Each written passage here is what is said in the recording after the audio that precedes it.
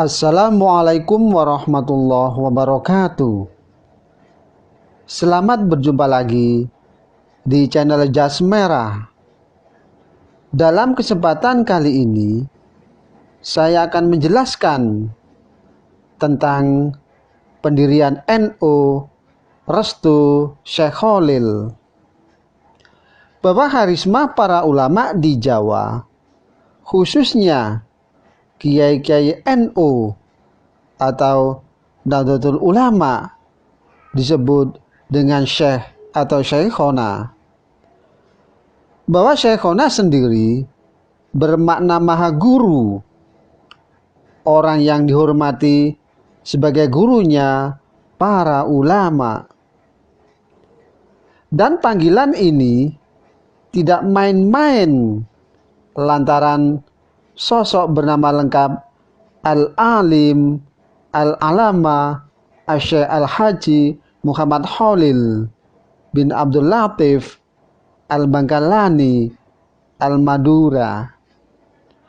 Dengan nama kecil Muhammad Khalil begitu sangat dihormati, dan keluasan ilmu dan pengaruhnya tidak hanya dihormati oleh Nahdiyin, akan tetapi juga oleh ulama-ulama seantero Indonesia karena luasnya ilmu yang beliau miliki. Bahwa beliau Muhammad Khalil termasuk di samping guru dari para ulama Nusantara, beliau juga dianggap sebagai guru dari presiden pertama, yakni Bung Karno. Bahwa berdasarkan penuturan buku yang telah disebutkan, yakni biografi singkat tentang Mbah Khalil,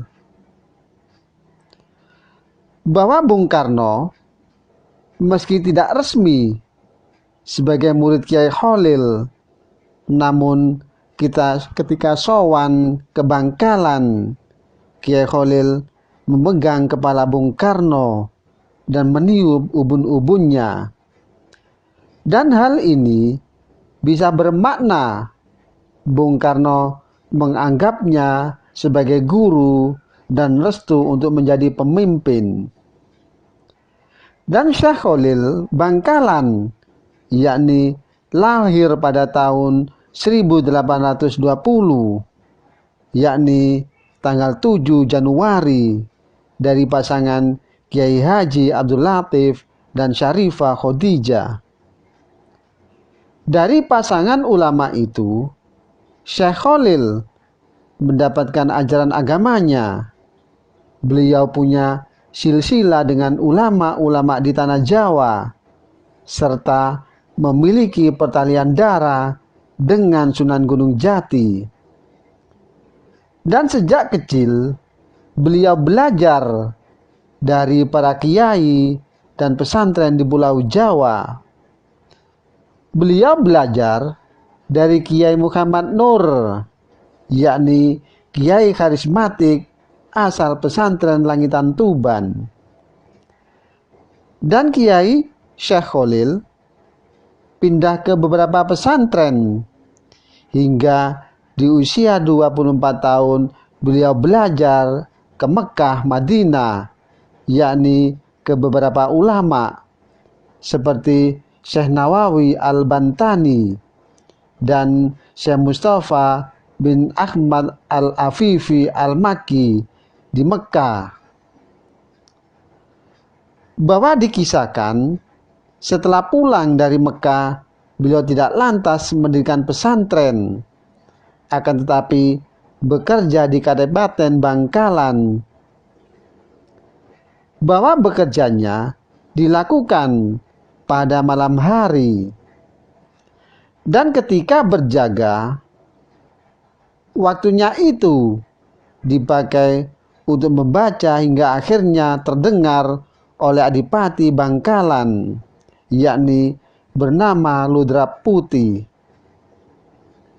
yang kemudian mengangkatnya sebagai menantu. Dan Syekh Khalil akhirnya mendirikan pesantren yang memiliki banyak santri-santri yang juga menjadi ulama di Pulau Jawa. Bahwa di antaranya yakni Kiai Haji Hasyim Asy'ari serta Kiai Haji Wahab Hasbullah, yakni tokoh ulama yang mendirikan NU pada tahun 1926 Masehi. Dan beliau dikenal sebagai seorang pakar fikih dan juga tata bahasa Arab serta ilmu nahwu. Dan selanjutnya juga sebagai mursyid Torekot. Dan ketika Syekh Khalil menjadi ulama besar, karisma dan namanya sangat dihormati di seluruh kalangan masyarakat Islam, khususnya kaum pesantren. Bahwa saat organisasi Nahdlatul Ulama atau NU akan didirikan, yakni pada tahun 1926 Masehi, Kiai Haji Hasyim Asy'ari dilanda kebimbangan yang luar biasa. Dan pendirian NU itu sangat penting bagi umat dan bangsa Indonesia.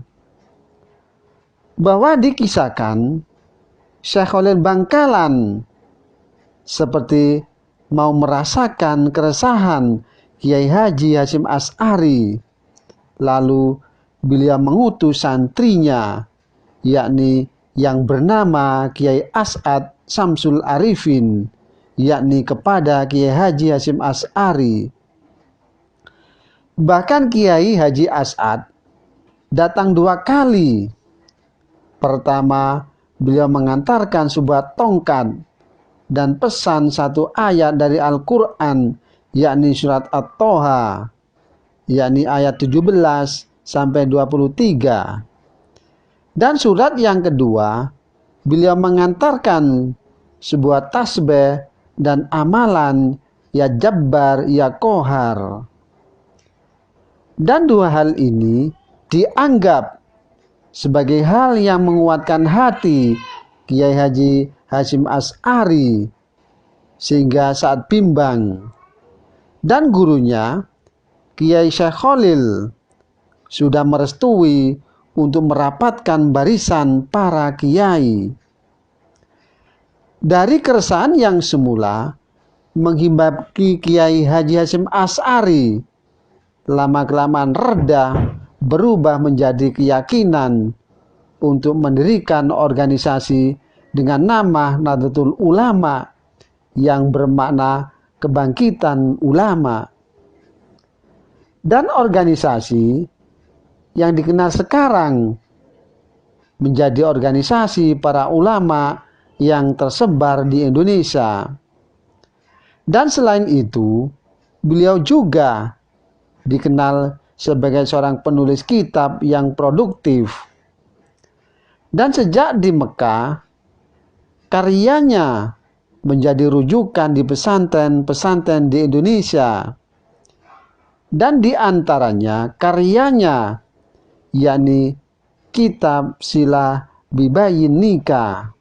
Kemudian ada kitab Tarjamah Alfiyah Ibnu Malik. Dan karyanya yang kemudian kitab Asmaul Husna dan Ijazah Barjahiyah. Dan selanjutnya pada tanggal 14 Mei 1923 Masehi, karisma ini berpulang pada usia lebih dari 100 tahun. Dan beliau dikebumikan di Martajasa, Kecamatan Bangkalan. Dan pusara Kiai Haji Khalil Bangkalan sampai saat ini menjadi salah satu tujuan berziarah ulama di Jawa, dan didatangi banyak peziarah dari segala penjuru negeri ini. Dan hampir sepanjang tahun bukti pengaruhnya masih sangat kuat sampai hari ini. Demikianlah kisah tentang pendirian NU Restu Syekh Khalil.